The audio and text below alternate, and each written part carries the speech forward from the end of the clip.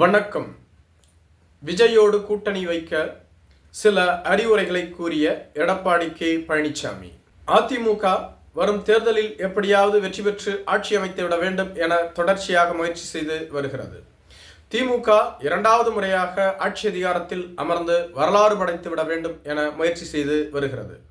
தற்போதைய சூழ்நிலையில் பல கருத்து கணிப்புகள் திமுக கூட்டணியை வெற்றி பெற்று மீண்டும் ஆட்சி அமைக்கும் என கூறி வருகிறது. இது எடப்பாடி பழனிசாமிக்கு மிகப்பெரிய சங்கடத்தை ஏற்படுத்தி உள்ளது. எடப்பாடி பழனிசாமி தலைமை பொறுப்புக்கு வந்ததிலிருந்து தொடர் தோல்விகளை சந்தித்து வருகிறார். இவர் தலைமையில் அதிமுக 10 தேர்தல்களில் தோல்வி அடைந்துள்ளது. 2 தேர்தல்களை புறக்கணித்துவிட்டது. வரும் தேர்தல் என்பது எடப்பாடி பழனிசாமிக்கு வாழ்வா சாவா தேர்தல் என்றால் மிகையாகாது. வரும் தேர்தலில் வெற்றி பெற்று ஆட்சி அதிகாரத்தில் அமர்ந்து விட வேண்டும் என்பதில் உறுதியாக இருக்கிறார். எனவேதான் தமிழக வெற்றிக் கழகத்தோடு தொடர்ந்து பேச்சுவார்த்தையில் இருந்து வந்தார்கள். ஒரு கட்டத்தில் தமிழக வெற்றிக் கழகத்தோடு பேச்சுவார்த்தையை முடித்துக் கொண்ட அவர் பாஜகவோடு கூட்டணியை உறுதி செய்தார். தற்பொழுது அதிமுக கூட்டணியில் பாஜக, தமிழ் மாநில காங்கிரஸ் கட்சி, ஐஜேகே, புதிய நீதி கட்சி, தமிழக மக்கள் முன்னேற்ற கழக கட்சிகள் மட்டுமே இடம்பெற்றுள்ளன. ஓபிஎஸ், டிடிவி தினகரன் இருவரும் என்டிஏ கூட்டணியில் உள்ளார்கள் என பாரதிய ஜனதா கட்சி கூறினாலும் கூட அதிமுகவினர் அவர்கள் எங்கள் கூட்டணியில் இல்லை என்றே கூறி வருகிறார்கள்.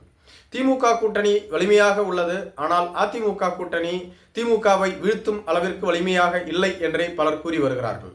பாரதிய ஜனதா கட்சியின் முன்னாள் தலைவர் அண்ணாமலையே கூட இதை தொடர்ந்து குறிப்பிட்டு வருகிறார். திமுகவை வீழ்த்த வேண்டும் என்றால் அதிக வாக்கு வங்கியை கொண்டுள்ள ஒரு கட்சி கண்டிப்பாக தேவை என்பதை அதிமுகவும் பாஜகவும் உணர்ந்துள்ளது.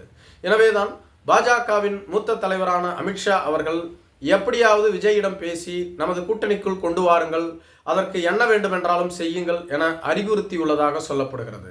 மேலும் எடப்பாடி பழனிசாமியும் சமீபத்தில் தேசிய நாளிதழுக்கு ஒரு பேட்டி கொடுத்து இருந்தார்.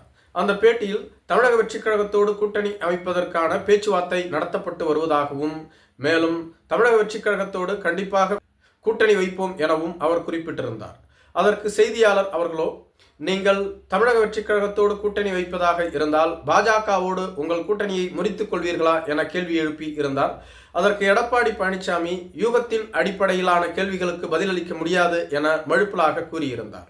தற்போதைய சூழ்நிலையில் தமிழக வெற்றிக் கழகத்தோடு கூட்டணி அமைத்தால் மட்டுமே அதிமுக வெற்றி பெறும் என்ற நிலைதான் தற்பொழுது உள்ளது. மேலும் பல தேர்தல் வியூக கணிப்பாளர்களும் எடப்பாடி பழனிசாமி, விஜய் என இருவரில் ஒருவர் விட்டு கொடுத்து இருவரும் கூட்டணிக்கு ஒப்புக்கொள்ள வேண்டும், இல்லை என்றால் தமிழகத்தில் மீண்டும் திமுக ஆட்சி அதிகாரத்தில் அமரும், இதனால் இருவருக்கும் பிரச்சனை தான். எனவே எடப்பாடி பழனிசாமியோ அல்லது விஜயோ இருவரும் அமர்ந்து பேசி ஒரு சுமூகமான முடிவிற்கு வர வேண்டும். இவர்கள் இருவரும் கூட்டணி அமைத்துவிட்டால் திமுக கண்டிப்பாக வீழ்த்தப்படும். எனவே இவர்களில் ஒருவர் விட்டு கொடுத்தே ஆக வேண்டும் என குறிப்பிட்டு வருகிறார்கள். எடப்பாடி பழனிசாமியும் நான் தான் முதலமைச்சர் வேட்பாளர் என்று கூறி வருகிறார். தமிழக வெற்றிக் கழகமும் சமீபத்தில் நடைபெற்ற செயற்குழு கூட்டத்தில் தங்கள் கட்சியின் தலைவரான விஜய் அவர்களை அக்கட்சியின் முதலமைச்சர் வேட்பாளராக அறிவித்துள்ளது. விஜய் அவர்களுக்கு 20% வாக்கு வங்கி இருப்பதாக கூறப்படுகிறது. அதிமுகவும் விஜயும் இணைந்தால் கண்டிப்பாக தமிழகத்தில் ஆட்சி மாற்றம் ஏற்படும் என்பது அனைவருக்கும் தெரியும். ஆனால் விஜய் அவர்கள் ஆகஸ்ட் மாதம் 25ஆம் தேதி மதுரையில் ஒரு மிகப்பெரிய தமிழக வெற்றிக் கழகத்தின் 2வது மாநாட்டை கூட்டியுள்ளார். அங்கு 25 லட்சம் பேரை கூட்ட திட்டமிட்டிருப்பதாகவும் கூறப்படுகிறது. இந்த மாநாட்டிற்கு பிறகுதான் எதுவானாலும் சொல்லப்படும். அதுவரையிலும் கூட்டணி குறித்த பேச்சுக்கு யாரும் பதிலளிக்க தேவையில்லை என விஜய் அவர்கள் அவர்களது கட்சி நிர்வாகிகளுக்கு அறிவுறுத்தியுள்ளதாக கூறப்படுகிறது. நன்றி.